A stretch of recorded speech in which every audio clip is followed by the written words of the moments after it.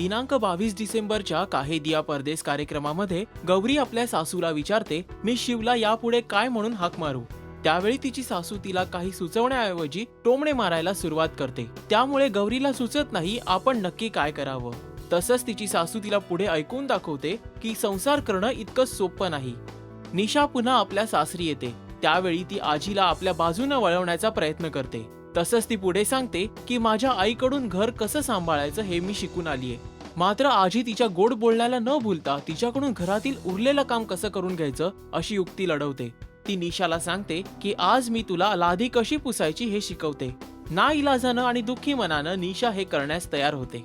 Shiv office मध्ये असताना गौरीला call करून तुझी आठवण येत असल्याचं सांगून रोमॅन्टिक होण्याचा प्रयत्न करतो. गौरी त्याच्यासोबत आपल्या मनातील काही भावना व्यक्त करणार तितक्यात शिवची आई तिथे येते.